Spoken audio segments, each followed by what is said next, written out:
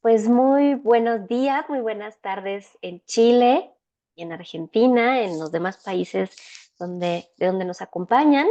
Estamos en la tercera sesión de esta cuarta ronda de sesiones del seminario Derecho a Animales y Filosofía, que organiza el Grupo de Investigación en Derecho Animal, la Universidad Michoacana y otras instituciones convocantes. Y hoy tenemos una sesión de lujo con mi querido amigo, y me siento muy orgullosa de poderle decir amigo, al doctor Israel González Marino, de la Universidad Central de Chile, de la región Coquimbo. Y bueno, él es un experto en temas educativos y en temas de derecho animal, cual es muy interesante. Y hoy nos va a dar una charla precisamente que combina sus dos áreas de investigación. Y aparte es un tema bien, bien interesante que es sobre la enseñanza del derecho animal y cómo impacta en nuestros estudiantes esta enseñanza del derecho animal, ¿no? Y cuando me decía Isra que iba a tocar este tema, yo pensaba mucho en cómo iniciaron los Critical Legal Studies, los estudios críticos del derecho. Empezaron con una fuerte crítica que hacían autores como Duncan Kennedy al tema de cómo se enseñaba el derecho en las facultades más importantes de Estados Unidos, ¿no? Que dicen que a través de la enseñanza del derecho nosotros perpetuamos ciertos paradigmas, ciertos patrones, y los alumnos aprenden casi como máquinas a repetir estos paradigmas sin cuestionarlos. Entonces, el tema de la enseñanza del derecho animal me parece que es de estos temas que puede ayudar a romper completamente el esquema de la enseñanza del derecho en general, ¿no? Porque ya cuestionarnos categorías como persona, sujeto, derechos para quienes, me parece que es importante, ¿no? Y bueno, voy a leer una muy breve reseña curricular. El doctor González Marino es muy activo en su línea de investigación y tiene muchas publicaciones. Y bueno, pueden consultar también sus redes sociales académicas, su ResearchGate, sus perfiles de Facebook, de Instagram, pero también si quieren hacerlo más fácil, pueden consultar la página del Grupo de Investigación en Derecho Animal. Ahí el doctor tiene su propio perfil y ahí están las ligas a su ResearchGate y donde pueden consultar toda su productividad, que es muy vasta y muy interesante. Y el doctor es máster en Derecho Animal y Sociedad por la Universidad Autónoma de Barcelona, es magíster en Desarrollo Curricular y Proyectos Educativos, es abogado y licenciado en Ciencias Jurídicas, se desempeña como académico de la Facultad de Derecho y Humanidades de la Universidad de Central de Chile, región Coquimbo, y para nosotros es también un verdadero honor que es uno de los investigadores asociados a nuestro grupo de investigación en derecho animal, por lo cual siempre le estaré muy agradecida. Así que Israel, bienvenida a esta que es tu casa. Sabes que en México te queremos y te admiramos mucho. Muchísimas gracias. La verdad es que el honor es mío participar en esta actividad. Me parece que es una tremenda instancia. Así que estoy muy contento porque además hoy día les traigo, eh, es el tema quizás con el que yo partí trabajando el derecho animal. Y es una inquietud que fue de las primeras que tuve respecto del tema y que recién años después de haber empezado, hoy día puedo empezar a mostrarles algunos resultados. Y lo que hoy día les voy a mostrar son resultados inéditos, yo no los he compartido en ningún lado, van a ser los primeros en escucharlo y creo que tienen un especial valor. Para resumirlo, eh, yo estoy a cargo de un curso de Derecho Animal en mi universidad y lo que hicimos fue hacer un diagnóstico a nuestros estudiantes con un instrumento que ya les voy a contar cómo se construyó y cómo se validó. Se les aplica al inicio del semestre y luego aplicamos ese mismo instrumento al final. Y eso nos permite a nosotros ahora poder comparar cómo entraron los estudiantes y cómo salieron en relación a sus percepciones sobre el estatus moral de los animales, el estatus jurídico y también si es que habían diferencias en función de los tipos de animales. Por ejemplo, ¿qué pasaba con perros y gatos versus el denominado ganado, versus los animales liminales, versus los animales salvajes, etcétera? Y hay datos que creo que nos van a servir para conversar, para reflexionar y para replantearnos también cómo estamos hoy día abordando el derecho animal en las universidades y qué desafíos un poco podemos vislumbrar a partir de estos datos. Así que les voy a compartir mi pantalla Ahí me dice que está inhabilitado para compartir Sí, pantalla. perdón, se me olvidó. Dame un segundito y ahora mismo te hago coanfitrión. Ya, Listo, por ahí te va a ahí sí. llegar una disculpa por estar platicando, se No, me no hay olvidó. problema. Ningún problema. Entonces ahí está. Yo, mientras tanto, voy a mover la pantalla para Ahí así se poder. ve ya, ya se ve Sí. ir. Y ahí yo tengo a ustedes. Y no sé si puedo ver el chat. ¿Ya? Pero lo que podemos hacer, no, no lo puedo ver, pero ustedes pueden activar el micrófono si quieren o formulen las preguntas al final, como prefieran. Eh, Ahí está entonces la portada y en esa foto está Dulcinea, que es la gata que llegó hace poco a vivir a mi casa. Eh, y la pregunta que tengo ahí es, bueno, ¿cómo impacta en nuestros estudiantes la enseñanza del derecho animal? Y me estoy refiriendo particularmente en instituciones donde el derecho animal ya ha logrado incorporarse como una asignatura, parte del currículo, que es el caso mío. Entonces, la presentación de hoy la voy a articular a partir de 4 puntos. Primero, les quiero contar cómo llegué a este tema, cuáles fueron los primeros trabajos con los cuales me empecé a iniciar en este asunto y los resultados que logré obtener.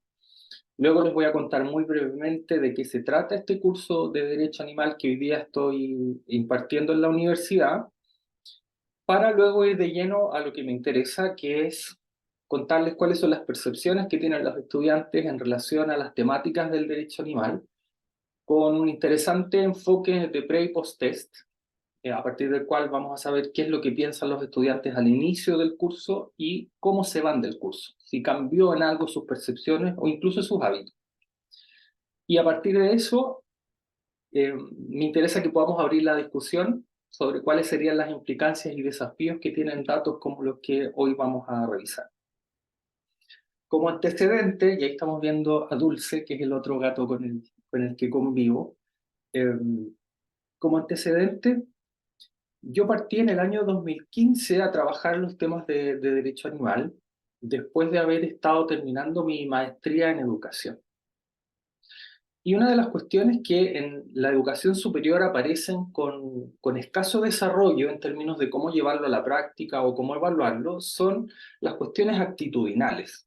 Hoy día las universidades no solo buscan formar estudiantes con conocimientos, sino que también con habilidades prácticas, pero también con actitudes, con valores. Entonces las universidades van a declarar, por ejemplo, responsabilidad social, van a declarar solidaridad, inclusión, etcétera. Y de alguna manera, cuando nosotros trabajamos las temáticas animales, hay un fuerte componente valórico, ¿no? Eh, hay un estudio de ética que es bien profundo y la pregunta que yo me hacía en estos inicios era, si le enseñamos a nuestros estudiantes sobre sintiencia, a cuestionar el antropocentrismo, a evidenciar el especismo y ver cómo esto se traduce en el derecho, mi pregunta inicial era, bueno, ¿qué pasa con ellos cuando conocen esas cuestiones de manera cognitiva? ¿Eso genera algún cambio en ellos después? Y me acuerdo que la pregunta más elemental que yo me hacía era, ¿un estudiante se volverá después vegetariano? ¿Será vegano? ¿Se interesará en el tema? Y la verdad es que no había ningún estudio en esa época que pudiera resolver o responder esa pregunta. Entonces, el primer trabajo que hice en esta materia fue mucho más preliminar. ¿Cómo incorporamos un curso de derecho animal al currículo? ¿Y cómo lo justificamos en un caso como el chileno, donde no había cursos de derecho animal? No existía ninguna universidad que tuviese un curso de esta naturaleza al año 2015. Entonces la idea que surge para mí en este caso, que fue en el marco del desarrollo de mi tesis de máster o trabajo final de grado, eh, fue documentar el proceso de incorporación de este curso, pero fundamentalmente preguntarle a expertos, a directivos y a estudiantes qué pensaban sobre esto, si les parecía que era una buena idea o no, qué aprensiones podían tener. Y este trabajo de fin de grado, luego yo le di una vuelta y me enfoqué en las cuestiones actitudinales y valóricas y publiqué este otro capítulo del libro que les estoy mostrando ahí. Y el objetivo era básicamente analizar el impacto de la incorporación del derecho animal en la carrera de derecho. Es un objetivo que hoy día yo lo leo y me parece muy ambicioso. pero bueno, hoy día quizás no lo plantearía de esa manera. Eh, y para eso utilicé una metodología mixta, a través de la cual utilizamos entrevistas que le aplicamos a expertos de temas de ética, de derecho animal, y también a directivos, porque el incluir un curso en una facultad de derecho también tiene que ver con una visión que tienen los directivos. Entonces, quisimos entrevistarlos a ellos para ver qué pensaban. Y un elemento interesante fue preguntarle a los estudiantes que habían cursado las primeras versiones de esta asignatura qué pensaban del curso. Entonces, para eso hicimos un focus group y también les aplicamos algunos cuestionarios. Los hallazgos más importantes de esta primera investigación fue que, primero, el curso generaba un gran interés estudiantil. Es un curso que completó sus cupos a horas de haberse abierto, y tanto fue así que los estudiantes hacen una lista de espera y le solicitan a la facultad que vuelva a impartir el curso al semestre siguiente, porque no les había alcanzado el cupo para tomar el ramo en ese momento. Lo segundo es que también nos dimos cuenta que los directivos, los expertos y los estudiantes valoraban de manera muy positiva la inclusión de este curso en distintas dimensiones. Hubo un aspecto que fue el que de alguna manera nos hizo tener cuidado y que fue anunciado por los estudiantes en el focus group, que es que en alguna medida en la primera versión del curso, a mí no me tocó impartir esa versión, los estudiantes sentían que no podían plantear visiones diversas a la de la profesora que estaba impartiendo el curso. Y sentían de alguna manera anuladas sus opiniones que eran diversas. Entonces, en la discusión del focus group, los estudiantes planteaban que este era un curso donde era muy fácil que la frontera entre lo académico y el activismo se difuminara y se confundieran las cosas. Y eso nos plantearon que había que tener cuidado. Y todos, además, al final, destacaron los aportes en el ámbito valórico y actitudinal. Fíjense que aquí, en este caso, nosotros no les preguntamos a los estudiantes por sus hábitos alimenticios ni de consumo. Era una pregunta abierta. Y hay algo que se repitió en varios de ellos, que fue que tomaron conciencia de los efectos que tenían las conductas humanas en el mundo. Varios declararon que empezaron a reciclar o que empezaron a dejar de consumir algunos productos de origen animal. Pero en ese momento, fíjense que los cuestionarios y el focus group no tenían los cuestionarios básicamente no habían estado validados, y por lo tanto, y tampoco había ítems específicos sobre el asunto, entonces no pudimos indagar sobre aquel punto. Años más tarde, un grupo de estudiantes desarrolla un trabajo de investigación en otro curso que tengo a mi cargo, que es un taller de iniciación a la investigación. Y en este caso había una estudiante de este equipo de trabajo que era vegana. Y me proponen hacer una investigación para entrevistar o encuestar a sus compañeros de la universidad, de la misma carrera, que fueran veganos, para hacerles varias preguntas. Y este trabajo lo publicamos en una revista que están ahí viendo ustedes la captura de pantalla. El objetivo de este trabajo era caracterizar las motivaciones que tenían los estudiantes de Derecho de mi institución para llevar a la práctica una vida vegana. Pero también les queríamos preguntar sobre sus percepciones en relación a la inclusión de un curso de Derecho Animal en esta universidad donde ya existía. Para eso usamos una metodología cuantitativa y el cuestionario se lo aplicó a 10 estudiantes, que fueron los estudiantes de la carrera que se declararon como veganos. 10 estudiantes de un universo de 512 más o menos. Es decir, estamos hablando de una proporción bastante pequeña. Y este instrumento medía varias dimensiones. Primero, cómo habían llegado al veganismo, que lo habían adoptado, qué motivaciones tenían detrás de eso, cómo se informaban para llevar a cabo una vida vegana, cómo se autopercibían en términos de salud, de felicidad, de conformidad respecto de su veganismo y qué pensaban de la inclusión del curso de Derecho Animal en la universidad. Los hallazgos más importantes fue que primero el 90% de los estudiantes veganos declaró haber transitado desde el vegetarianismo o variantes del vegetarianismo hacia el veganismo. Solo una persona declaró haber pasado de ser omnívora a vegana de un solo momento a otro. Lo segundo es que las motivaciones para hacerse veganos habían estado fundamentalmente en estas dos razones que aparecen ahí. Primero, el antiespecismo y segundo, la religión. Asumo yo que puede estar ahí ligado a alguna religión budista o algo por el estilo, pero no indagamos más en eso. Eh, y lo tercero es que para informarse sobre cómo llevar a la práctica una vida vegana, estos estudiantes utilizaban foros, blogs y sitios web. Y una cosa que nos llamó la atención es que los establecimientos educativos aparecían muy al final en los resultados. Es decir, su conciencia por la problemática animal y la situación de los animales no se había forjado en los colegios, las escuelas o en la universidad. Se había formado por otras vías. Y eso, para mí, es preocupante, ¿no? Porque ahí uno dice, bueno, ¿cuál es nuestro rol entonces como educadores? Y el tercer trabajo que les muestro hoy día como antecedente y que es el trabajo que nos lleva a materializar esta pregunta inicial de cómo impacta el derecho animal en nuestros estudiantes, es este que están viendo acá, que consistió en que cuando yo me empiezo a plantear cómo medimos el impacto, cómo medimos el cambio de actitudes, de valores de nuestros estudiantes, me empiezo a meter en un ámbito de la psicología, de la sociología, donde yo no era experto, y donde me doy cuenta que para poder medir este tipo de constructos no es llegar y hacer una encuesta como uno se le ocurre. Hay que cumplir con una serie de estándares metodológicos, con pruebas que nos permitan a nosotros decir el instrumento está midiendo lo que quiere medir, la muestra es representativa, los datos están bien consignados, etc. Entonces, a partir de eso, logré generar una alianza con las dos colegas cuyos nombres aparecen ahí. Primero Carmen Gloria, que es doctora en psicología educativa, y luego con Heidi Acosta, que es doctora en psicología, que me ayudaron a construir este instrumento y que fue un proceso súper largo. Nos demoramos 3 años en llegar a esto, 3 años. Y el problema que nosotros detectamos para iniciar esta investigación fue primero que había muy pocos estudios empíricos en relación a las percepciones, actitudes y valores que tenemos las personas sobre los aspectos jurídicos de la cuestión animal. De hecho, encontramos un trabajo que es de Chiam, que aparece ahí citado,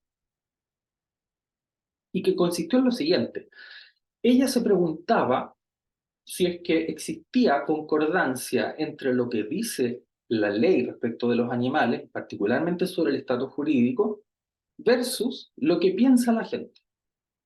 Y ella fue y encuestó a un grupo de personas en una localidad de Australia y les pregunta, primero, si sabían cuál era el estatus jurídico que le atribuye a la ley en su país a los animales.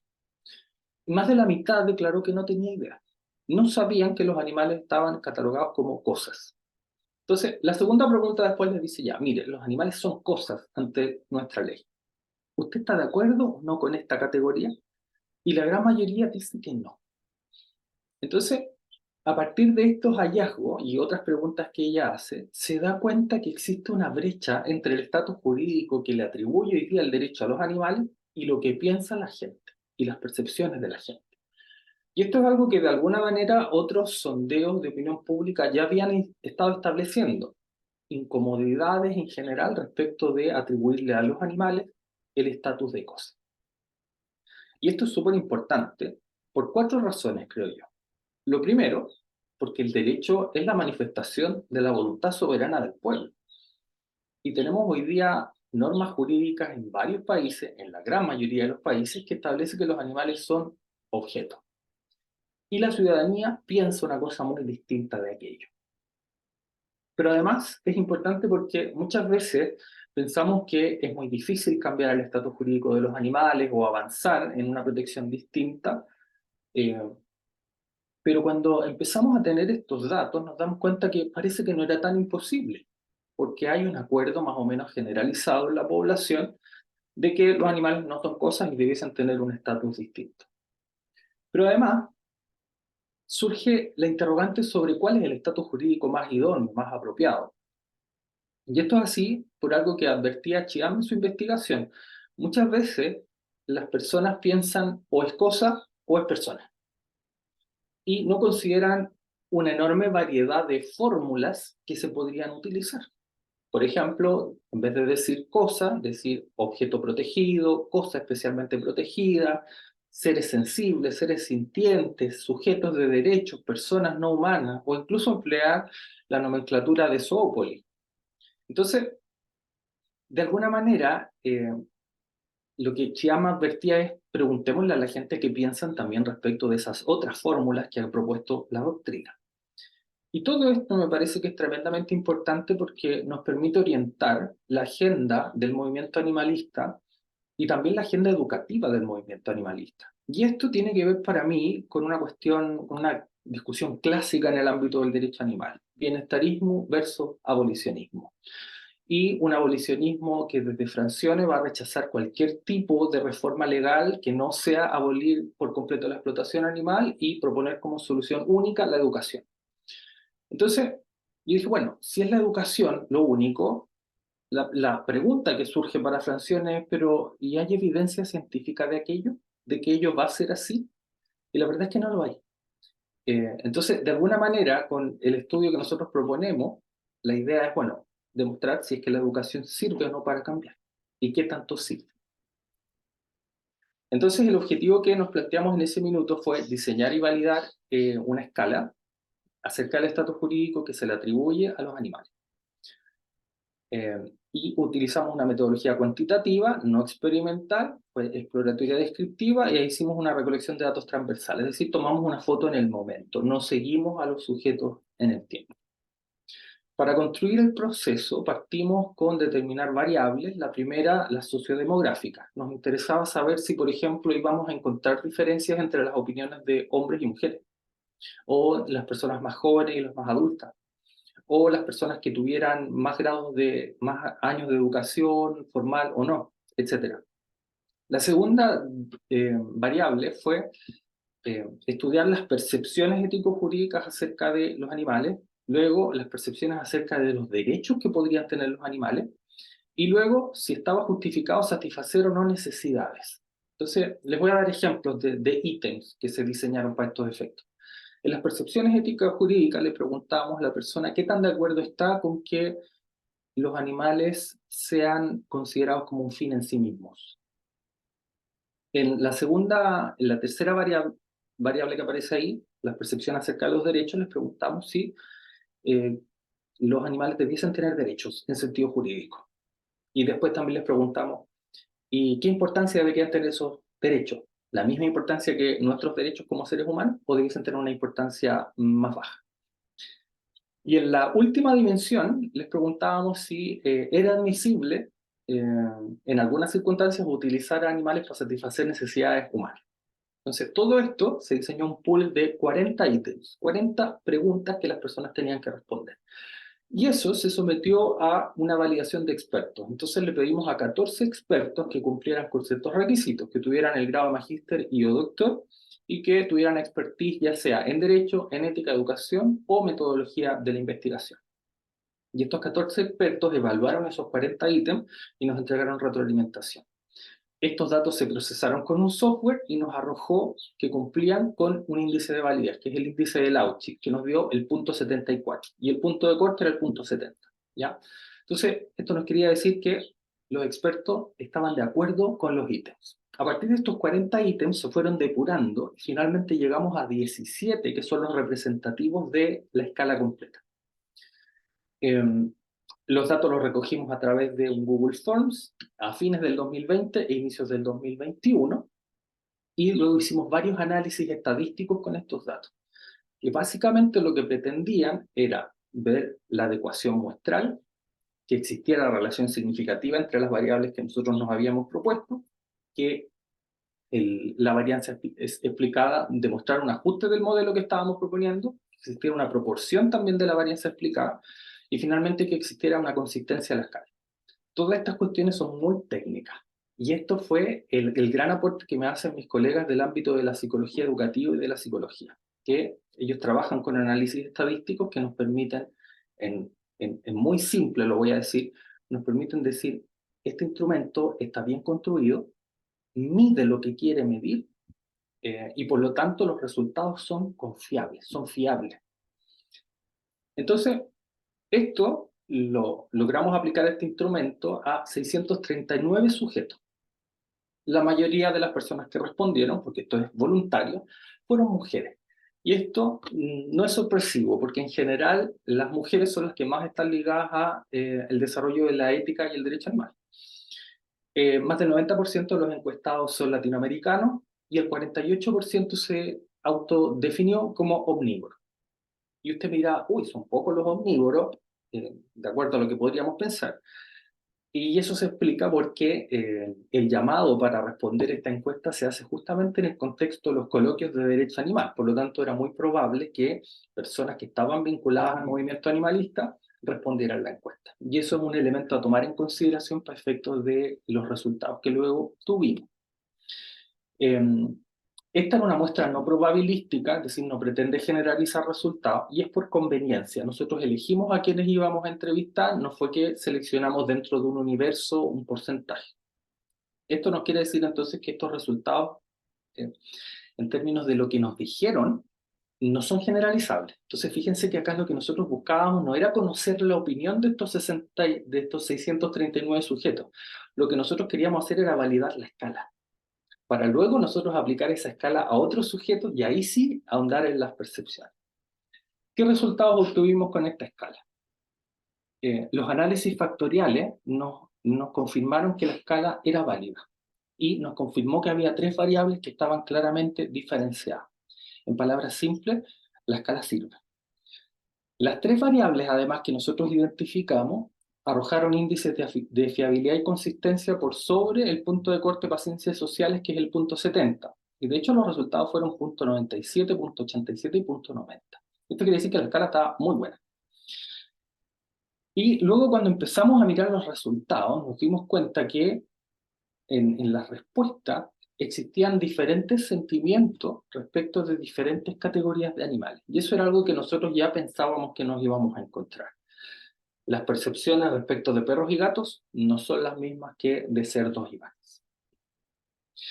Pero, en general, también nos dimos cuenta de otra cosa que de alguna manera era inesperado, que cualquiera fuera el tipo de animal, en general existe una incomodidad respecto de atribuir a los animales el estatus de cosa, de propiedad.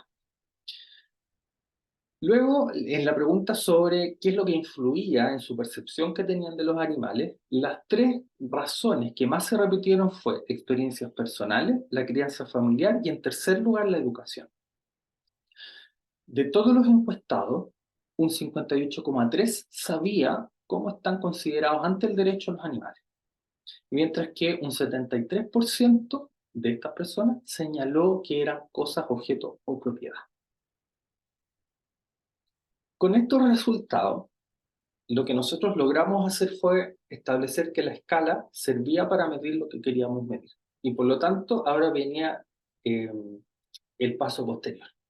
Y para mí el paso posterior siempre fue el pensar, mira, voy a hacerle un diagnóstico a mis estudiantes y les voy a aplicar esta escala al inicio del curso, sin que ellos tomen ninguna clase o a la primera semana de clase.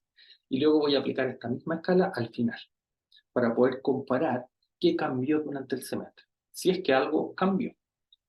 Entonces, en esta historia, yo primero partí haciendo un curso electivo de Derecho Animal en la Universidad Católica del Norte en los periodos del 2015 al 2018. Yo estuve a cargo de impartirlo en 4 oportunidades, una de ellas en modalidad virtual. Y luego se me dio la posibilidad de también impartir este curso en la Universidad Central, que es donde actualmente trabajo, también como un electivo de formación profesional, y se viene impartiendo desde el 2019 hasta ahora el presente. Lo he impartido en 5 oportunidades y 2 de ellas, por razones de la pandemia, han sido en modalidad virtual. Es sobre este segundo curso sobre los que los resultados que les voy a mostrar se obtienen de acá. Pero además les cuento que el año pasado, desde la universidad, me dieron la posibilidad de impartir un seminario de tesis, que es un curso de tesis, pero un curso de tesis temático, solo para estudiantes que quieran desarrollar sus investigaciones en el ámbito del derecho animal. Y este curso ya lo he impartido en 3 oportunidades y tenemos hasta la fecha 9 tesis que han sido aprobadas. Este electivo de derecho animal tiene como propósito que los estudiantes reconozcan los fundamentos éticos y normativos de esta disciplina como una rama autónoma y emergente, mediante el análisis de la problemática, abordando sus bases filosóficas, la regulación a nivel nacional y también internacional. Esto con la idea de que puedan ellos aplicar estrategias de defensa donde estén intereses animales envueltos. El curso contempla 5 unidades. La primera, una introducción al derecho animal, para que sepan conceptos, objetos, características, fuentes, etc. Una segunda unidad que aborda la problemática animal, que se articula a partir del antropocentrismo, el especismo, la cosificación, la sintiencia y los intereses. Luego una tercera unidad que aborda los fundamentos éticos del derecho animal a partir de 3 grandes categorías de éticas, las consecuencialistas, las deontológicas y las de carácter moral. Para luego la unidad 4, que es la más grande, la más extensa, el derecho animal chileno. Y terminamos con una unidad mirando hacia el exterior, eh, con derecho animal comparado. En esto consiste básicamente el curso. Este curso se despliega en 14 semanas de clase. Cada semana los estudiantes tienen que dedicarle 8 horas, 4 de ellas en el aula. ¿Sí? 4 trabajan conmigo en clase y otras 4 las trabajan en su casa. Y este curso está dirigido para estudiantes que ya están terminando la carrera, es decir, para cuarto y quinto año. Vamos ahora con lo que nos interesa. ¿Qué percibieron los estudiantes? Entonces yo les decía que al inicio del curso les aplicamos este instrumento, esta escala que estaba validada, y les pedimos luego al final del curso que la volvieran a responder. Esto tiene algunas dificultades, porque yo no puedo obligar a mis estudiantes a que respondan una encuesta, ¿cierto? La participación es voluntaria. Y muchas veces hay estudiantes que respondieron al inicio y luego no responden la encuesta de salida. O al revés, que respondieron solo en la salida y no respondieron al inicio.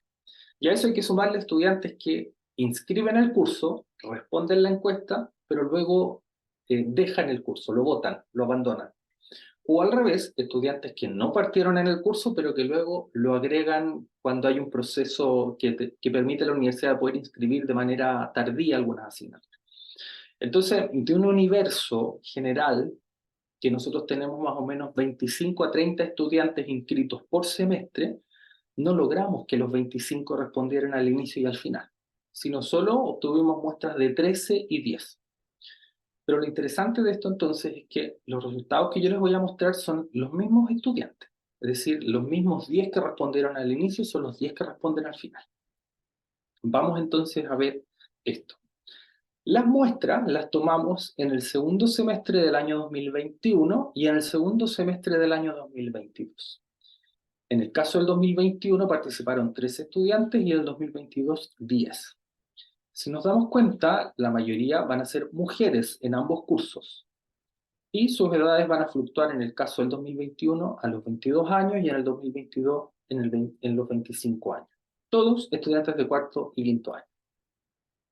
Y la primera pregunta que les hicimos es qué alternativa identifica de mejor manera su estilo de alimentación. Y les dimos 5 opciones. No me reten, porque yo sé que ahí dice vegano como un estilo de alimentación. Yo tengo muy claro que no es un estilo de alimentación, pero utilizamos esta categorización que es la que utilizan estudios de nutrición, que ya están validados y que por lo tanto nos permiten hacer una categorización más o menos comparable con otros estudios. Y fíjense que acá las opciones son omnívoro, que consume carnes rojas, aves, pescados, lácteos y huevos más de una vez a la semana. Luego tenemos los semi-vegetarianos, que consumen carnes rojas, aves, pescados menos de una vez a la semana y más de una vez al mes. Están también los pescetarianos, que consumen pescados, lácteos y huevos, pero no carnes rojas ni aves. Están además los ovo-lacto-vegetarianos, que consumen huevos, lácteos o ambos, pero no carnes rojas, pescados ni aves. Y finalmente los veganos o plant-based, que no consumen carnes rojas, pescados, aves, lácteos y huevos. Entonces ahora estamos viendo cómo llegaron los estudiantes. En el diagnóstico, en este curso del año 2021, fíjense que un 46% se autodefinió como omnívoro. Y creo yo que este dato nos entrega información por sí sola. Quienes inscriben cursos de derecho animal, de alguna manera ya están sensibilizados con la temática, ¿ya? Y esto es un fenómeno que describieron Senatori y Frasch en un estudio del año 2010. en Estados Unidos cuando ellas dicen que tenemos que mirar al futuro del derecho animal y dicen que hoy día lo que nosotros estamos haciendo es predicarle al coro de la iglesia. Es decir, le enseñamos derecho animal a los que ya están más o menos convencidos de esto. Y creo que este dato de alguna manera refleja eso. ¿Por qué? Porque nos vamos a encontrar, fíjense que con algunos estudiantes que ya son veganos, vamos a tener por ahí un pescetariano y tenemos a un 30% que se autodefine como semi-vegetariano. Es decir, todavía consume productos de origen animal, pero no tan seguido. Veamos qué pasó al final. ¿Cambiaron o no? Fíjense que los omnívoros se mantienen igual. No hubo ningún cambio. Los veganos también se mantienen igual. Los cambios están con los semi-vegetarianos. Los semi-vegetarianos, uno de ellos pasa a considerarse como lacto-vegetariano y otro pasa a considerarse como pescetariano. Cuando yo miré estos resultados, mi primera impresión fue, es muy poco el cambio. Es muy poco el cambio para un semestre completo de esfuerzo, ¿cierto? Donde uno está tratando estos temas de manera bien contundente. Pero justamente hoy día en la mañana conversaba con mi colega y amiga Taeli Gómez sobre justamente estos resultados y me decía, oye, pero con que un estudiante haya hecho el cambio ya es un montón. Y creo que de alguna manera también tiene razón. Es muy difícil que, cierto, con una iniciativa puntual y particular logremos hacer un cambio, que fíjense que es un cambio que está mucho más allá de la enseñanza universitaria. Esto es un cambio de vida. Eh, Vamos a ver qué pasó en el año 2022. Y aquí yo quisiera hacer una precisión, porque fíjense, voy a volver el año 2021 fue un curso que se hace en contexto de pandemia y por lo tanto era online. Y en la formación online, yo no sé cómo habrá sido en las instituciones donde ustedes estén vinculados, pero uno de los lineamientos que nos daban a nosotros es que las clases virtuales tenían que ser más breves. Yo no puedo estar, por ejemplo, 4 horas conectado con mis estudiantes haciendo una clase.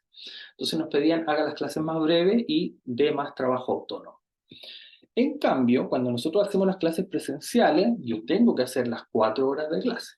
Y por lo tanto eso permite que haya más discusión, haya más debate en clase, muchas más reflexiones también.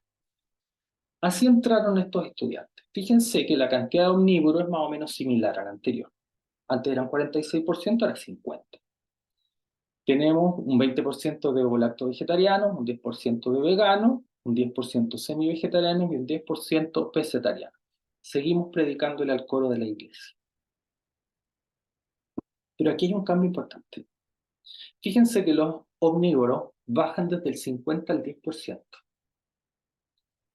Quienes se toman la película en esta segunda pasada son los semi-vegetarianos. Es decir, hay varios omnívoros que empiezan a dejar de consumir productos de origen animal. Se mantienen los veganos, no cambió.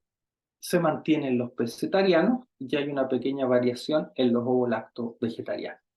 Una primera cuestión que podemos ir advirtiendo desde ya es que se confirma esto que nosotros vimos en este estudio de los estudiantes respecto del tránsito al veganismo. Es más común que los estudiantes se muevan en estilos de alimentación intermedio antes de llegar al veganismo. Muy difícil que pasen de sopetón, diríamos, de uno a otro. Luego les preguntamos también qué creen que influencia su percepción y valoración que tienen sobre los animales. Y podían seleccionar hasta 3 opciones. Y esta fue la que les dimos. Acá estamos con el curso del 2021, formato online. Y con esto confirmamos algo que otros estudios ya nos mostraban. Lo más importante son las experiencias personales, luego la familia y luego la educación. Estos son los 3 factores que influyen más en la percepción y valoración que tienen las personas sobre los animales. Y en la salida vamos a ver que hay leves variaciones en el sentido de que aumenta marginalmente la educación o estudio. Pero yo les diría aquí no hay grandes cambios. Esto es distinto en el curso del año 2022 que fue en formato presencial. Fíjense que en la entrada tenemos la misma tendencia, experiencias personales, seguidos por la crianza, seguidos por la educación. Pero en la salida, el primer lugar se lo lleva a la educación o estudios. Y esto me parece que puede ser importante, por el rol que tiene la educación en sí misma. Otra pregunta que le hicimos a los estudiantes al inicio y al final fue, ¿qué estatus jurídico considera más apropiado para los animales en general? Es decir, para todo tipo de animales. Y les propusimos 6 alternativas, un poco siguiendo el lineamiento que nos había dado esta autora Chiam, que decía, pregúntenle sobre otros estatus jurídicos alternativos. Y llegamos al siguiente listado.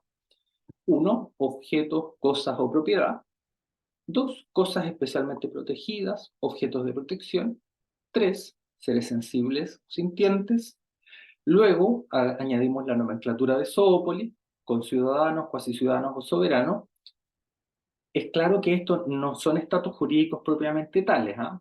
Eh, pero me pareció que era importante proponerlo y creo que se va a confirmar esta intuición que tuve, porque vamos a ver que luego para los animales salvajes y silvestres, en general a los estudiantes les acomoda más la nomenclatura de Zoópolis que otras. Y también, por supuesto, pusimos sujetos de derechos, personas no humanas, y la alternativa no sabe o no contesta. Al inicio del curso, fíjense, aquí estamos en formato online 2021. El 53% cree que el estatus jurídico debiese ser el de sujetos de derechos o personas no humanas. Le seguimos predicando al coro de la iglesia. Un 23% seres sensibles o seres sintientes. Una persona se inclina por la nomenclatura de Zoópolis. Una persona dice que no sabe y una persona se inclina por cosas especialmente protegidas. Quizás a mí lo que más me llama la atención de esto no es lo que aparece en el gráfico, sino aquello que no está. Ninguno catalogó a los animales como cosas, objetos o propiedad. Vamos a ver qué pasó al término del curso. El 69% consideró que eran sujetos de derecho y el 30% seres sensibles, y desaparecen las demás alternativas. Esto ocurre en el 2021 en formato online. Vamos a ver el 2022 en formato presencial ahora. Al inicio teníamos un 60% seres sensibles, un 20% sujetos de derecho y un 20% nomenclatura de Zoópolis. Y en la salida vamos a ver que la categoría de seres sintientes se reduce a la mitad, aumenta al doble sujetos de derecho, se mantiene en la nomenclatura de Zoópolis y aparece cosas especialmente protegidas.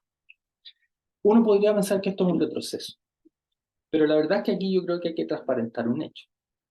Es común que los estudiantes que toman la asignatura de Derecho Animal tienen un interés en la temática, pero también hay un grupo de estudiantes que toma el curso para poder defender, por ejemplo, prácticas como el rodeo o actividades tradicionales. Eh, una pequeña proporción de mis cursos siempre está compuesta por estudiantes que son defensores del rodeo o que viven en el campo y que son defensores de la explotación de animales, y eso es normal. Por lo tanto, yo interpreto este resultado, podría ser una explicación, que claro, aquellos estudiantes que están buscando defender se dan cuenta que es un poco incompatible atribuir otros estatus jurídicos y justificar mantener este tipo de actividades. Y aquí les voy a mostrar un resumen, esto es mucha información, pero voy a tratar de explicar.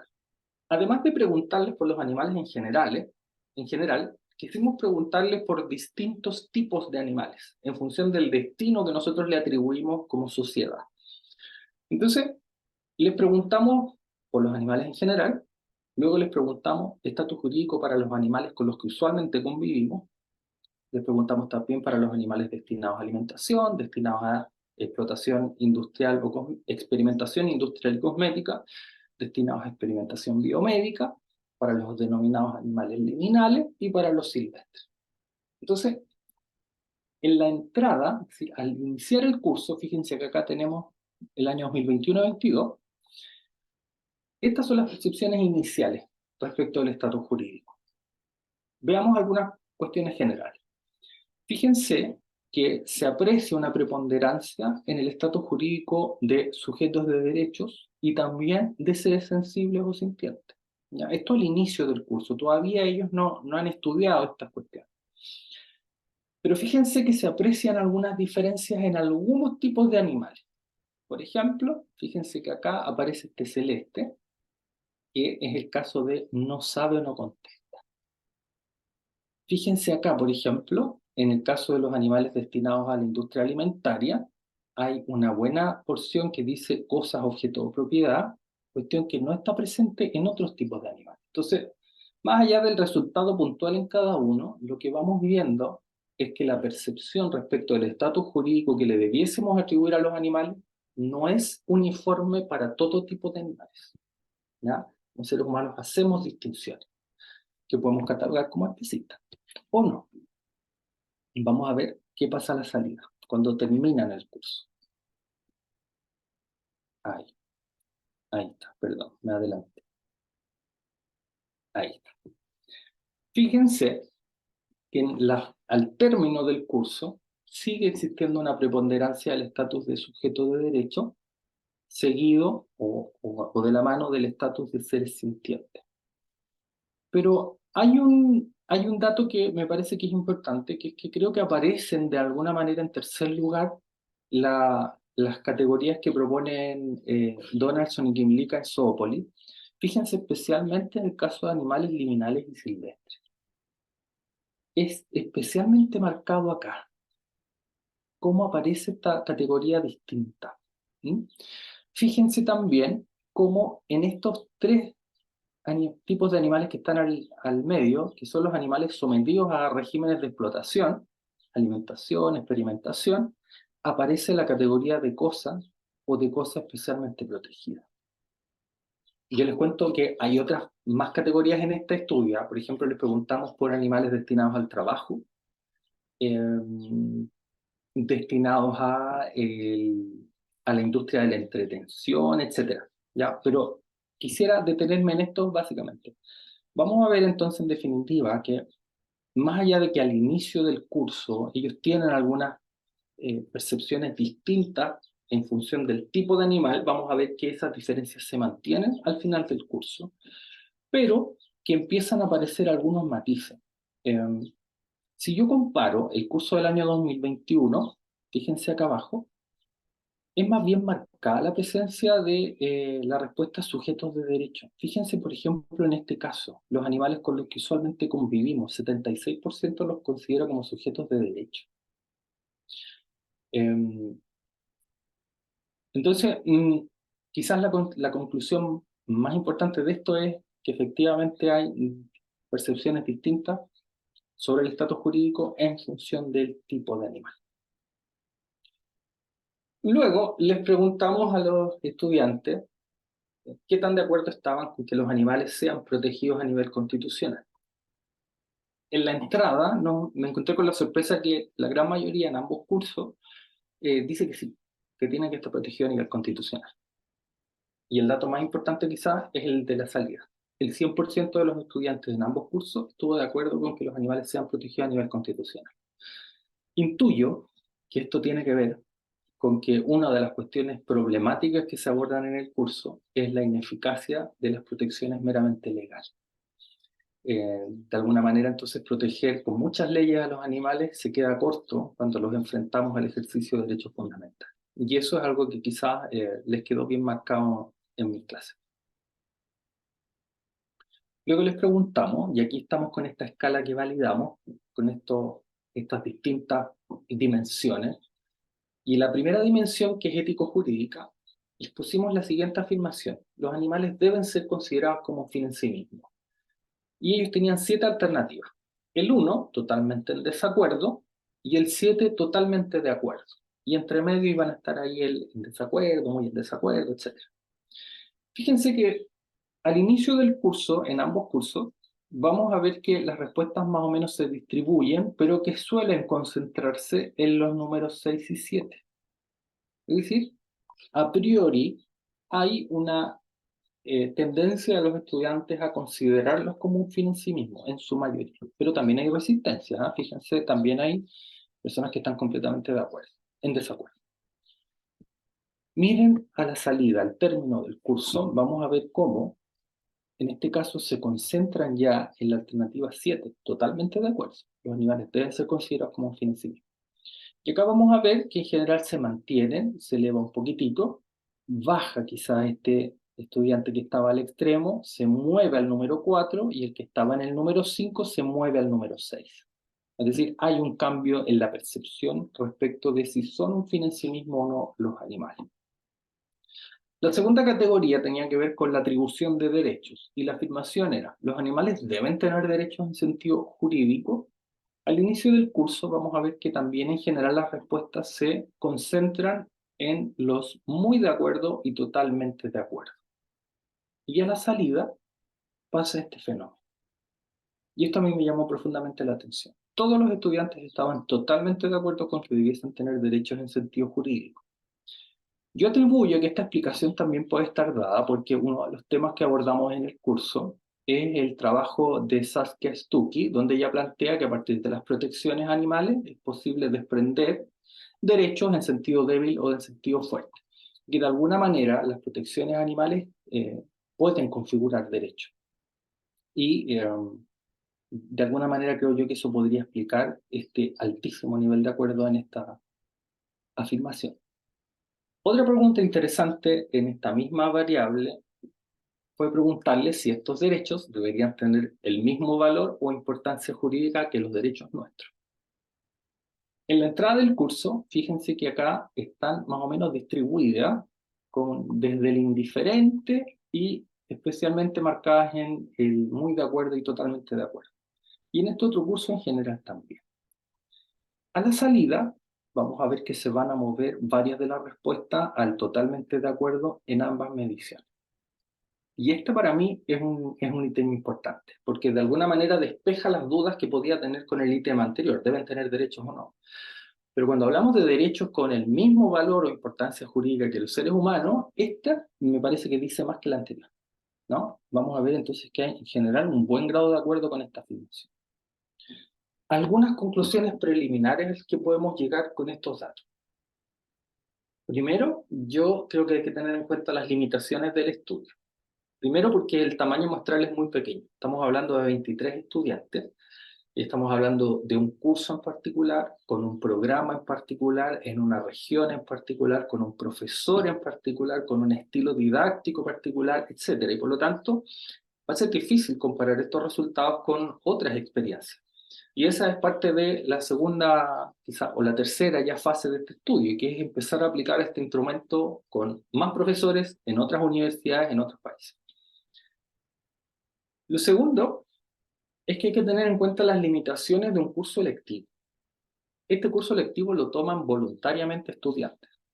Es parte de su formación curricular, ellos tienen que tomar cursos electivos, pero perfectamente podrían tomar otra materia y deciden tomar esta. Y vamos a ver, lo primero es algo que se confirma de otros estudios, que en general son las mujeres las que están más asociadas e interesadas con las temáticas animales. Y esto es algo que se mantiene en estos cursos. Y quizás la limitación más importante es la que yo ya les advertía. Esto de que con estos cursos de derecho animal de alguna manera le seguimos predicando al coro de la iglesia. Y esto, creo yo que los resultados de este trabajo de alguna manera nos permiten impulsar la incorporación de al menos unidades temáticas de derecho animal en el currículum obligatorio. Porque no, o sea, puede tener utilidad sensibilizar a quienes ya están más o menos convencidos de esto, pero quizás la brecha más importante está con aquellos que no tienen ningún interés. En términos de los resultados que obtuvimos, vamos a ver que hay cambios importantes en las percepciones y valoraciones. Primero, en la mayor influencia que tiene la educación en términos de qué es aquello que influencia tus percepciones sobre los animales. Segundo, que el estatus jurídico más idóneo suelen aparecer en primera mayoría sujetos de derechos y seres sintientes. Y esa es una muy buena noticia, porque de alguna manera nos dice la diferencia entre lo que dice la ley y lo que estamos pensando como ciudadanos es una brecha muy larga y hay que empezar a cortar. Lo tercero es que se aprecian diferencias en función del destino que le atribuimos a los animales, y esto es particularmente marcado con los animales que están sometidos a explotación. Los estudiantes suelen rehuir de estatus jurídicos como sujetos o seres sintientes cuando se trata de animales destinados a la explotación, y ahí aparecen las cosas o las cosas especialmente protegidas. En tanto, respecto a animales silvestres y liminales, llama la atención la inclinación por la nomenclatura de zoópolis. Un cuarto punto es que en general hay acuerdo en la importancia de la protección constitucional. Y un quinto punto es que se verifica que para los estudiantes, luego de haber cursado la asignatura, los animales constituyen un fin en sí mismos, son titulares de derechos subjetivos o debiesen serlo, y tales derechos debiesen ser tan importantes como los nuestros. Y hasta ahí me parece que la escala cumple su función. Mide estos cambios de percepciones y valoración. Pero creo que el dato con el que comenzábamos eh, estos resultados es el que de alguna manera nos aterriza. Porque los cambios conductuales que nosotros podemos ver con los estilos de alimentación no son tan grandes. Y se aprecia un mayor potencial de cambio en los estilos de alimentación intermedios. Más que desde el omnívoro al vegano, en los estilos intermedios hay más posibilidad de cambio. A mí me parece de todas maneras que, o sea, son cambios acotados, pero son importantes. Nosotros pensemos que un curso de Derecho Animal no tiene por finalidad convertir a los estudiantes al veganismo. La finalidad es enseñar una disciplina de estudio, y en esa disciplina caben distintos enfoques, desde los más tradicionales hasta los más vanguardistas. Y mi rol como docente no puede ser convencerlos de que hay una que es la correcta. Yo tengo que mostrar todas las alternativas, y el estudiante, de manera crítica, tomará su decisión en función de sus valoraciones éticas y jurídicas. Pero de todas maneras vamos a ver, y creo que este es el valor de este estudio, que le pone números, le pone cifras a cuestiones que podían ser intuiciones nuestras. Yo creo que la profesora Rosa María ha tenido estudiantes que después de estar con ella le dicen, no, voy a dejar de comer carne, o voy a convertirme, voy a hacer esto, esto, otro, y eso es algo que suele ocurrir. Pero cosa distinta es mostrarlo con un resultado concreto, con un estudio que sigue parámetros metodológicos que nos dicen, mira, esto no es una percepción, no es una idea, no es lo que piensa el profe. Esto es lo que te arrojan los datos duros. Y para ir cerrando, creo que, y en esto les voy a pedir ayuda en realidad, que podamos discutir sobre las implicancias que pueden tener estudios como el que les estoy mostrando, y particularmente sus resultados, y también vislumbrar los desafíos que esto nos impone. Y de manera bien preliminar, a mí se me ocurren tres implicancias. La primera es la importancia del trabajo en equipo, y particularmente el interdisciplinar. Esto que yo les estoy mostrando hoy día, yo no hubiese podido hacerlo si no es por la colaboración que tuve de expertas de otras áreas del conocimiento. Yo podría haberles hecho encuestas a mis estudiantes, pero jamás hubiese podido validar estos instrumentos y darles la solidez metodológica que requieren para poder enfrentarnos luego a una revista científica de alto impacto y decirles estos resultados son sólidos, son fiables, son confiables. Y en eso creo que es súper importante que generemos entonces redes de trabajo en equipo e interdisciplinar. Lo segundo, y muy alineado con esto, es el valor del empleo de diversos métodos de investigación. En el ámbito del derecho, nosotros, y creo que una crítica permanente para las ciencias jurídicas, es que se suele utilizar el método dogmático únicamente.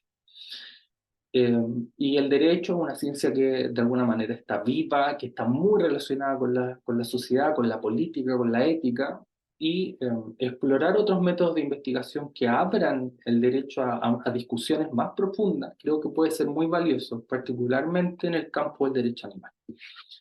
Y tercero y más importante, creo yo que la implicancia clave está acá en el rol de la educación, y particularmente del derecho animal.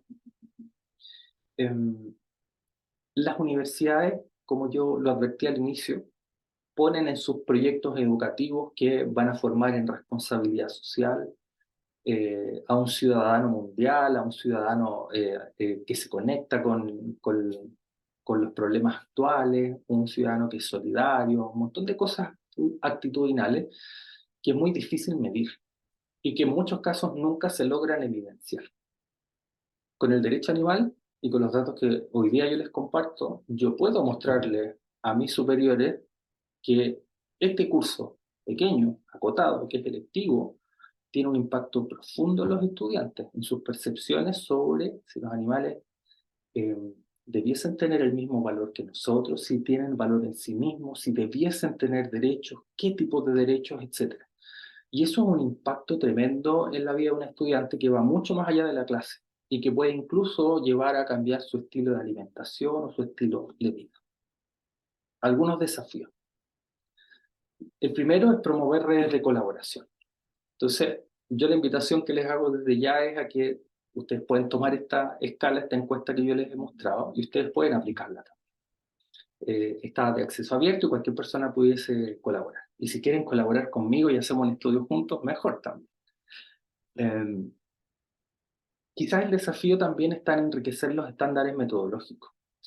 Hay preguntas que a mí me hubiese gustado hacerle ahora a los estudiantes. Por ejemplo, estos estudiantes que transitaron hacia el vegetarianismo o hacia algunas otras eh, estilos intermedios, me gustaría preguntarles por qué.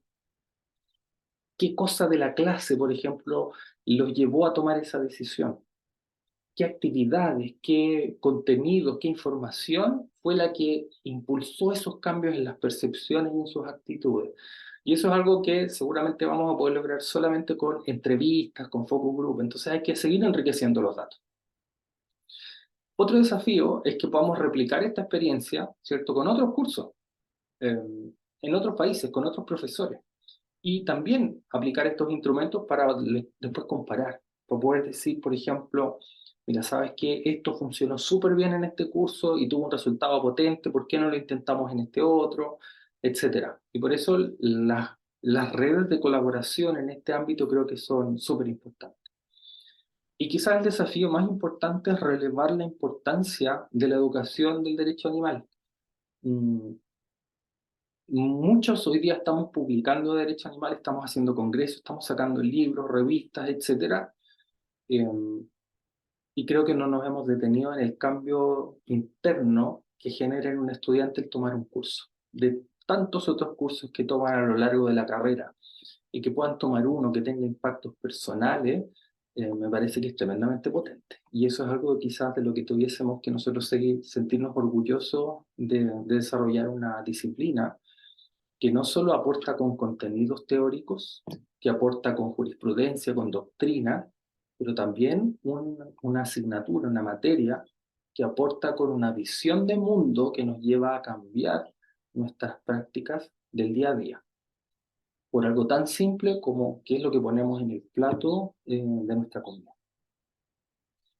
Así que les doy las gracias por su atención. Ahí están las redes para que nos podamos contactar y quedo atento a sus preguntas y a la discusión que podamos tener a continuación. Muchísimas gracias.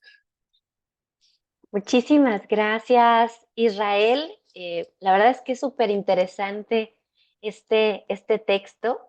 Y antes de pasar a las preguntas o a los comentarios de nuestros asistentes, no quiero dejar de saludar al doctor Víctor Hugo Salazar de la Universidad Autónoma de Aguascalientes. Bueno, también es parte ya de nuestra comunidad académica y tú has participado en el seminario que organiza también el doctor sobre ética animal y ambiental. También otro pequeño anuncio para quienes se quieran inscribir.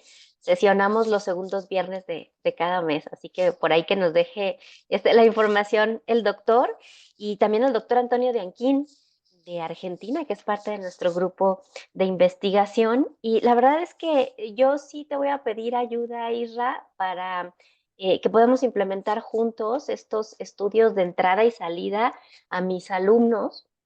Como tú sabes, tengo ya 6 años impartiendo la materia de derecho animal en el posgrado, tanto a nivel maestría como a nivel doctorado. Y es muy interesante porque yo tenía esa intuición de que sí se generaba un cambio porque los mismos alumnos me lo dicen, ¿no? Hay tres tipos de comentarios que se repiten mucho. Sí hay un porcentaje, 1 o 2 por semestre, y al final del semestre me dicen, doctora, ¿qué cree? Yo ya no como carne, ya no como animales, no puedo, etcétera. Y también noto que ellos empiezan a hacer su propio activismo con sus familias y me piden más argumentos y qué le contesto a mi tío que me dijo tal y no sé qué. Y eso es muy bonito, ¿no? Pero sobre todo yo creo que el grueso de los intermedios, llamas tú, me dicen, ¿sabe qué, doctora? Es que sí sigo comiendo carne, pero ya no me siento a gusto. me da remordimiento, me siento incómodo, hasta dicen que les cae mal físicamente, ¿no? Que me parece que es como una somatización del remordimiento, pero Sí, eso es objetivo ya de otros estudios, ¿no? Entonces, va a ser muy interesante para mí poder aplicar estos estudios y si a ti te sirven los resultados para tu estudio, adelante, pero también para mí me van a servir, pues, para, pues, como dices tú, para justificar ante nuestras autoridades que estas materias sirven, ¿no? Y, me encantó lo de predicar al coro, yo les digo que predicamos a los conversos, ¿no? sí, Entonces, aquí yo agradezco mucho que en el posgrado, lo que suelen hacer es, sí, hay alumnos que se inscriben de manera voluntaria, pero también hay algunos que insaculan y que les dicen, pues te tocó, ¿no? En la rifa de optativas, te tocó la derecha animal, sí, y entonces resulta ser que esos son los que, en los que veo un mayor cambio. Fíjate, los que no entraron por su propio pie a la materia, sí. al final cambian, ¿no?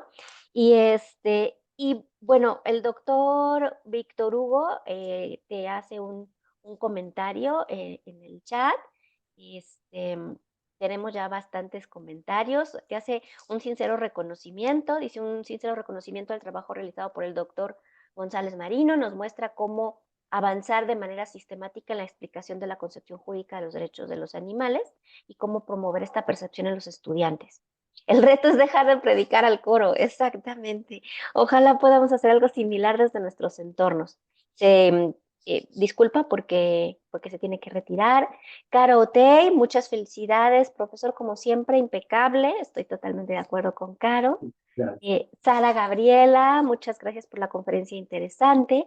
Y Betty Eugenia de Fregda, saludos Betty, saludos al doctor Israel, excelentes datos de investigación. Y bueno, yo tendría una pregunta antes de darle la palabra al doctor de Anquín. A mí me llamó mucho la atención cómo subió en una de tus factores el tema de la consideración de los animales como especialmente protegidos como cosas especialmente protegidas en el 2022. Mi pregunta es, ¿no tendría que ver todo el debate constituyente que en ese año se discutió y se generó esta nueva categoría que a mí me resulta muy interesante y digna de análisis, la de sujetos de especial protección? ¿No tendría algo que ver con esta concepción? Y bueno, le daría el uso de la palabra. No sé si quieras ir respondiendo las preguntas o que te hagamos varias preguntas y después responder. Tú dime, Isra, ¿qué Mira, prefieres? voy con eso porque Ok. a mí me sorprendió ese dato, porque claro, en la evaluación de entrada, los estudiantes se inclinan por sujetos de derecho o seres sintientes y en la salida se inclinan por cosas especialmente protegidas. Mira, esta es una categoría, primero yo te cuento, que es una categoría que crea la doctrina chilena. Y es una categoría que la crean algunos autores a partir de las normas de protección animal que se empiezan a dictar en Chile, un poco para convencer a las personas y decirles, mira, no es lo mismo un animal que una silla. Antes sí, pero hoy día ya no. Entonces, no podemos decir que son una cosa. Y lo que hacen estos autores es decir, hoy día el régimen que tienen los animales es como el de una cosa especialmente protegida y ponen el ejemplo de obras de arte. O Mm, sea, nosotros no podemos llegar y destruir la Mona Lisa. Es una cosa, ¿cierto? Pero tiene un valor especial. Entonces, hay ciertos límites al ejercicio de las facultades del dominio con estas cosas especialmente protegidas y dicen, entonces, los animales estarían ahí.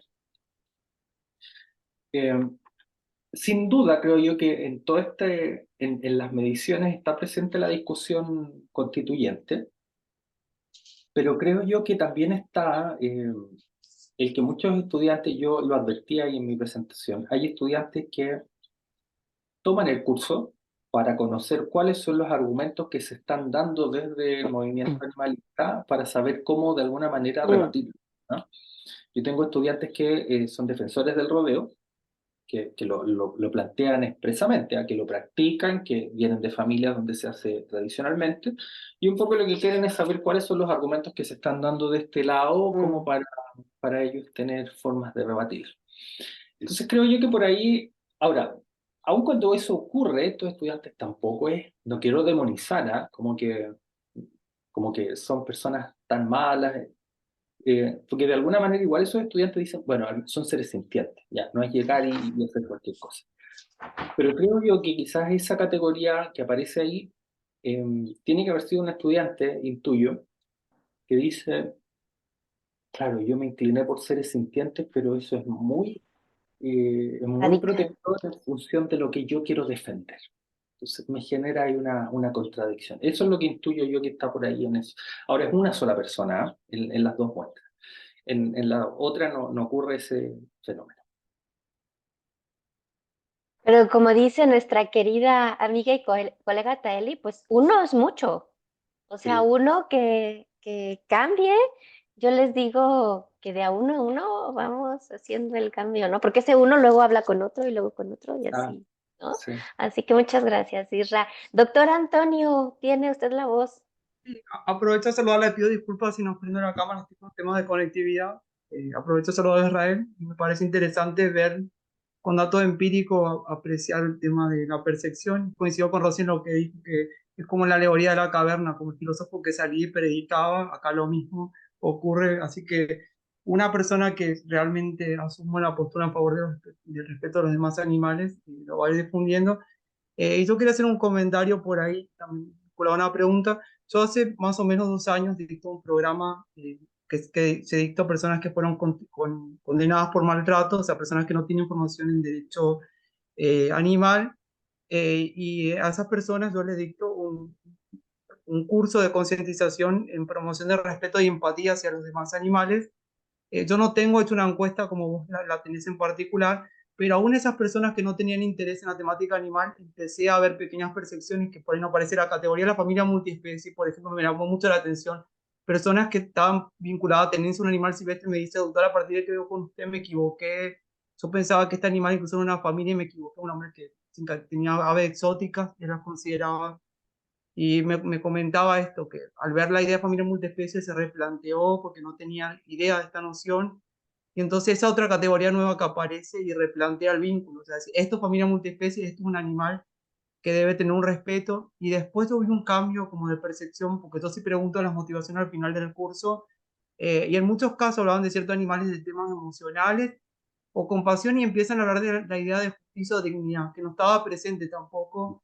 O sea, se va dando pequeños giros. Yo igual tengo como más o menos 10 12 alumnos que dicto de diferentes franjas etarias. Sí noté un tema de personas que a partir de 60 70 años con mucha resistencia a los animales destinados a la producción, muchísima resistencia al rever esas categorías, y buscan la vuelta como para justificar, incluso a partir de la sintiencia, en otros términos. O sea, ese tema etario en una encuesta quizás vos no lo hiciste, pero yo en Argentina menos percibí es una resistencia en una franja etaria de 60 70 años, que uno lo ve, aún personas que no estén interesadas en la cuestión animal.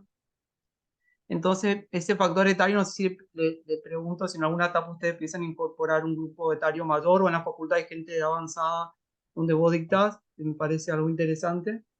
Y después otro tema que, bueno, yo vivo en una provincia que se caracteriza por la diversidad cultural, y que tienen una noción diferente, digamos, del animal no es cosa, pero tampoco es sujeto de derecho. Más que nada se vincula con la idea de agente animal o agencia animal. Es como una categoría muy específica que está presente en los pueblos indígenas. Si ustedes tienen pensado avanzar, porque yo sé que hay mapuches, por ejemplo, que cursan en la universidad de ustedes, incluir a esas personas y alguna variante, de decir, bueno, qué categorización le dan dentro de su pueblo a los demás animales. Me parece interesante como una variable a introducir. Eso como comentario. Muchas gracias. Oye, muchas gracias. Primero, te felicito por esos cursos que haces a estas personas, porque ahí estamos en la vereda completamente opuesta. Ahí no es el coro, sino que estamos los más alejados, y eso me parece una tremenda iniciativa. Felicitaciones por eso. Eh, Mira, respecto de la familia multiespecie, una de las preguntas que se le hace es si conviven con algún animal. ¿Y cómo lo consideran? Yo no puse ese resultado acá, pero como el 90% convive y 98, 100% los considera como un miembro más de su familia. Eh, no introdució la categoría de familia multiespecie como, así como tal, pero estaría bueno incorporarla eh, posteriormente. El instrumento considera las preguntas por rango etario, pero en este caso, como la muestra es muy pequeña y no teníamos, son estudiantes universitarios, si bien pueden entrar de cualquier edad, lo común no es que entren personas tan mayores. Entonces no tuvimos la posibilidad de hacer diferenciación por rango etario en esta pasada. Cuando validamos la escala, ahí sí participaron personas de todas las edades, pero dado que en ese estudio la finalidad no era conocer las percepciones de estos sujetos, sino que era validar el instrumento, no hicimos la separación para hacer el análisis, porque además esos resultados no son probabilísticos, no puedo yo generalizar, no puedo decir que el 60% de las personas piensan esto. Sería inútil metodológicamente hacer ese análisis, pero sí está en el instrumento porque es una variable a considerar. Eh, y esto de la agencia o de la agente me parece enriquecedor para la propuesta, porque fíjate que estas categorías que yo pongo son las que logré encontrar en la doctrina y en las legislaciones. Yo le pedí, me acuerdo en su minuto, a como 3 personas, les mandé estas categorías. Les dije, mira, estas son todas las que existen, ¿tú conoces alguna otra? Y me dijeron, no, parece que están todas. Pero fíjate que esta no la había escuchado. En el caso nuestro, mi universidad está al norte del país y no tenemos estudiantes de origen mapuche. De hecho, yo tampoco estaba al tanto de esta categoría que tú me señalas, así que me parece importante tenerla en cuenta. Voy a indagar y en una de esas la podemos incluir también. Así que muchísimas gracias. Muchas gracias. Isra, te voy a leer rápido unos comentarios y preguntas que vienen en el chat antes de darle la palabra a Yaski, Ujú. que tiene su manito levantada. Nos pregunta Bárbara Mankiev, ¿qué problemas prácticos tuvieron en la implementación de la asignatura de Derecho Animal en la universidad y si las autoridades estaban de acuerdo con implementarla? Y Betty Eugenia también coincide con que uno hace la diferencia y saluda a Antonio. Y Natalia Ivana Perlines saluda al doctor Antonio, dice excelente intervención, Antonio, saludos a mí. Así que, bueno, te dejaría con esta pregunta de Bárbara Ujú. antes de darle la voz a Yaski. Es una buena pregunta la de Bárbara. La verdad es que cuando hay muchos problemas para implementar un curso de derecho animal, hay muchas resistencias. Y la primera resistencia es de los colegas, es de los propios compañeros de trabajo. Eh, yo hoy día lo miro hacia atrás y la verdad es que no lo veo tan grave ni tan terrible, ¿ah? Porque hoy día me siento como muy seguro de lo que estoy haciendo y de lo importante que es trabajar en esta temática. Entonces, quizás quisiera partir con eso, ¿ah? En retrospectiva, son cosas que son parte de la vida, pero en su minuto son difíciles algunas cosas. Uno está sometido al escrutinio público de los colegas, de las risas. Eh, para mí era común que los estudiantes llegaran a mi clase diciendo que venían de otro curso donde les decían, ahora váyanse ustedes a la clase de Derecho de las Moscas. Eh, y, y eso son las cosas que puedo contar. Afortunadamente, eh, al menos en mi experiencia, me ha tocado personas con una visión de mundo también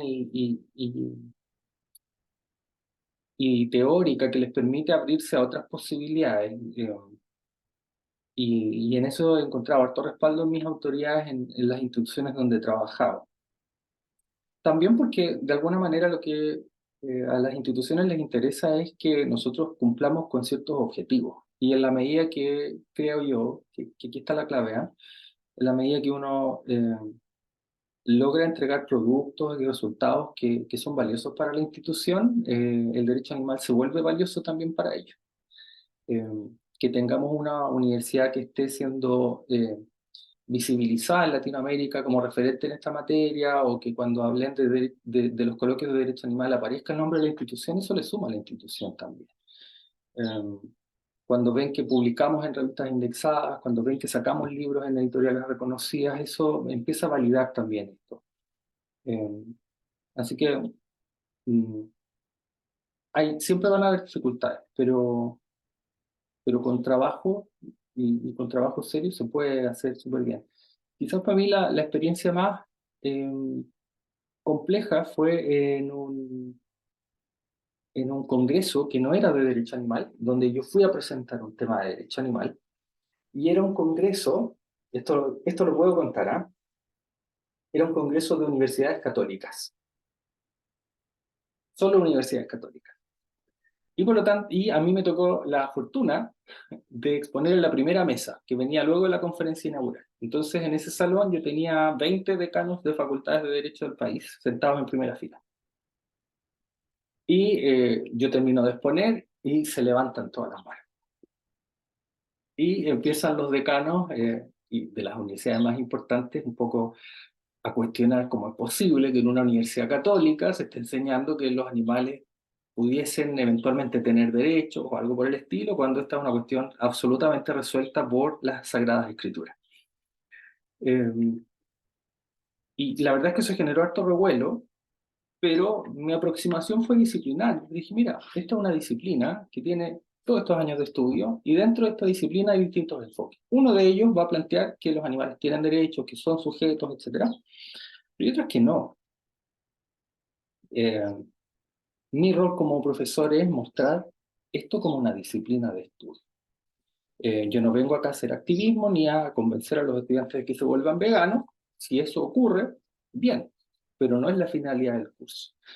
Y eso de alguna manera bajó ahí las tensiones, porque estaban muy preocupados que en una universidad católica esto estuviese realizándose. Eh, pero bueno, dificultades siempre van a haber en suma, pero creo que cuando uno hace el trabajo bien, eso habla por sí solo.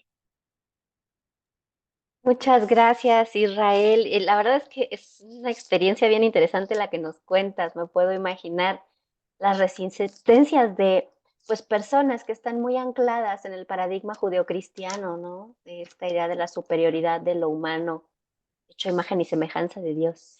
Y bueno, te da las gracias, Bárbara, por la respuesta, y Natalia dice que es una brillante exposición. Gracias infinitas, Israel, por brindarnos tu enriquecedora experiencia. Y esto de las burlas, me hacía acordar algo que platicaba Vicky, ¿no? Cuando se aprobó en la UBA la materia de Derecho Animal en la Universidad de Buenos Aires, dice Vicky que terminó la sesión de consejo donde se aprobó y hay un salón de profesores muy lindo donde Israel y yo estuvimos por ahí en Abril tomándonos un café, nos sentíamos como de Harry Potter, ¿no? Salón de profesores de la UBA, es impresionante. Y dice Vicky que estaban los profesores que habían salido de la sesión de consejo ahí sentados tomando su café y ella iba caminando a pedir su café y que empezó a oír que uno le decía mu y el otro le ladraba guau, guau, guau, guau, ¿no? O sea, como en sentido de burla le hacían sonidos onomatopéyicos de animales, ¿no? Mm. Y perdón por ser autorreferencial, pero he recibido los comentarios yo de los alumnos que me dicen, es que, doctora, ¿sabe cómo le dicen algunos profesores? Dicen, ah, vas a clase con la loca de los animales, o te metiste al curso de la loca de los animales, ¿no? Y les digo, pues sí, la verdad me enorgullece mucho que me consideren una loca porque pues los locos somos los que cambiamos el mundo, ¿no? Así que la verdad es que las resistencias son más horizontales que verticales. No sé si tú coincides, Sí, Isra.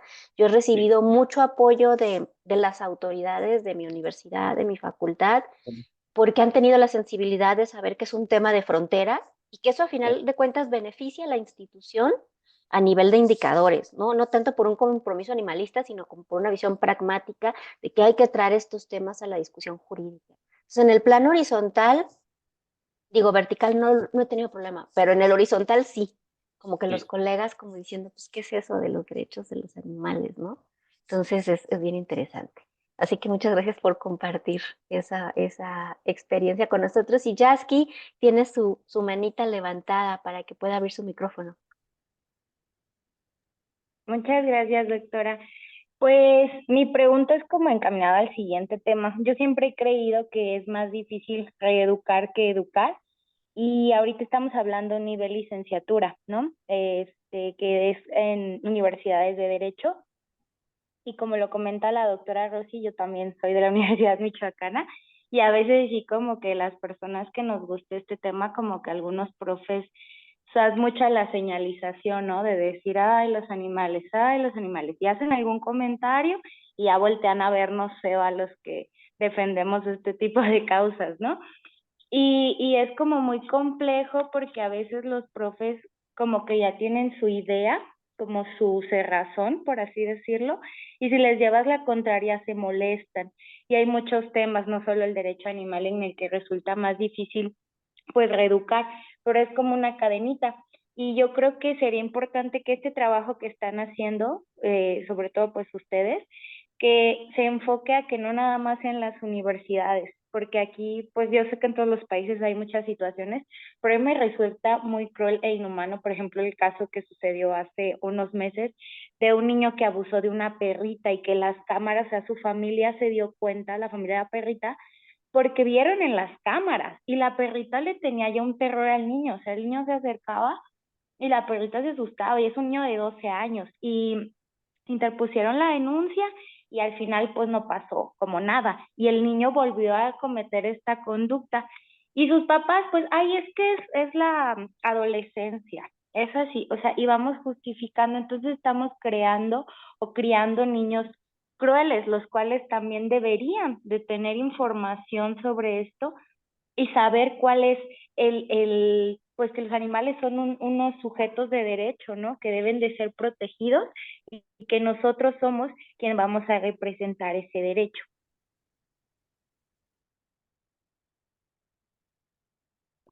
Oye, creo que es un tema trascendental este de si, porque lo cierto es que estos estudiantes tienen en promedio 22 años, ¿no? La, la estructura mental ética ya se formó en su adolescencia, entonces es mucho más difícil cambiar a estas alturas que con una educación temprana. Pero creo yo que resultados como los que les estoy mostrando, y que espero que luego con una muestra más grande y con resultados más confiables podamos luego publicarlos, creo que si nosotros logramos mostrar que en un contexto que es tan adverso, ¿no? Con estudiantes que ya están formados éticamente y que aún así es posible cambiar percepciones y actitudes, bueno, con mucha mayor razón podemos hacerlo a más temprana edad. Fíjate que nosotros en Chile tenemos una ley desde el año 2008, 2009, que establece el deber de los establecimientos educativos escolares de inculcar el sentido de respeto y protección por los animales como seres vivos y parte de la naturaleza. Y seres vivos sensibles, dice la ley.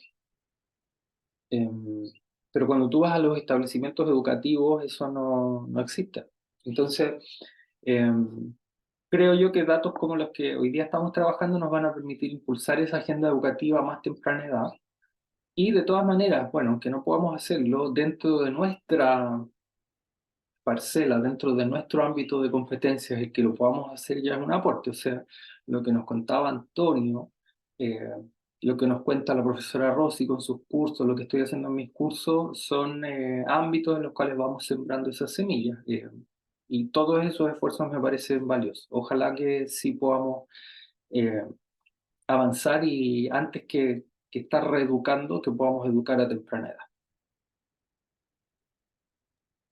Muchas gracias, Isra. Sí, ahí están las semillitas y es mucho más fácil. Los niños y las niñas tienen una natural empatía con el tema. Para ellos no se les complica Sí. entender que todos somos animales y que todos tenemos que ser tratados con el mismo respeto. Y entonces Ujú. me parece que está por ahí, ¿no? El tema de a lo mejor sí combinar, no dejar por supuesto esta formación profesional, pero combinarlo con temas de divulgación entre los niños y las niñas, que es yo creo que un camino que debemos reforzar por ahí. Y bueno, Lula también deja un comentario en el chat, dice, es muy grato saber que somos muchos locos y locas, así también me han dicho desde niña, yo he entendido su lenguaje, lo que quieren ellos, así sea un insecto. Entonces, qué bonito, Lula, que, que seamos cada vez más. Y dice Antonio, sí, los niños y las niñas son los semillas de la revolución del corazón que nos propone Francione, ¿no? Que necesitamos hacer una revolución del corazón, pues ahí es donde vamos a plantar. Me parece muy bien. No sé si haya algún otro comentario, alguna otra. Ah, Betty nos hace un comentario, dice los jardines de niños en el programa de la Secretaría de Educación Pública aquí en México de preescolar en 2011, había un pequeño apartado de no maltratar animales y darles de comer y beber. Pues ojalá que se hubiera hecho una materia, ¿no? Yo creo que es una lucha que tenemos que empezar aquí en México, Betty, de iniciar con materias a nivel jardín y a nivel primaria. Creo que sería algo muy bueno. En la parte, a lo mejor que nos dejen meter por lo menos un apartado en civismo, ¿no? Pero bueno, pues si no hay más preguntas, Isra, no sé si quieras hacer algunos comentarios de cierre para ir cerrando nuestra sesión. Sí, bueno, muchas gracias por asistir, por sus preguntas, por sus comentarios. Me voy con tareas pendientes, ¿no? De cómo seguir mejorando el instrumento. Y la invitación es a que en sus ámbitos de desempeño, ustedes si quieren aplicar el instrumento lo pueden hacer también. Creo que mientras más vayamos demostrando con datos empíricos lo que ocurre luego de cursar un curso o una instancia formativa de esto, mejor es. Así que yo les dejo ahí la invitación. Y mi segunda invitación es la que les dejo en el chat para que visiten el sitio web de los coloquios de Derecho Animal que vamos a hacer la próxima semana.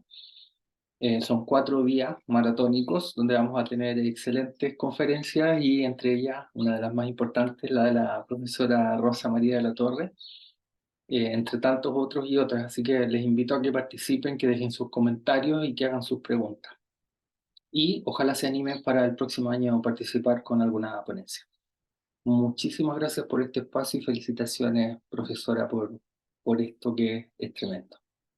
No, gracias a ti, doctor, por ser siempre parte de estos seminarios y por abrirnos espacios tan importantes también como los coloquios. De verdad, inscríbanse a los coloquios. Hay ponencias y conferencias súper interesantes de primerísimo nivel, así que si pueden acompañarnos, va a estar muy bien y pues va a estar todo en línea, lo cual es una gran ventaja. Y sí, Ra, yo te tomo la palabra. Justo la semana que entra inicio mi materia de la maestría, así que es momento ideal. Si me haces llegar el instrumento, en la primera clase les digo que tienen su encuesta de entrada y luego hacemos los de salida y vamos viendo cómo nos va con eso. Maravilloso. Pues Maravilloso. muchísimas gracias a todas. El próximo martes vamos a tener mucha actividad porque justo a la hora del seminario es la inauguración también. Entonces le voy a pedir a la maestra Brenda Olalde que esté al pendiente de nuestra sesión. Yo la arrancaría, luego me voy a salir un poquito para estar que nos va a hacer favor de acompañar los decanos de nuestras facultades para hacer la inauguración. Pero va a ser una semana de mucha actividad muy bonita, Israel. Muchas gracias por la organización de eso. Y gracias a todas y a todos quienes nos acompañan. Gracias, Norm, que nos saluda también aquí en el chat y a todos los que nos acompañaron. Y nos estamos viendo la próxima semana. Desde lunes arrancamos con los coloquios de Derecho Animal. El martes. El martes, correcto. Martes y nos vamos hasta el viernes. Así es. Perfecto. Gracias, doctor. Gracias Chao. a todos. Chao.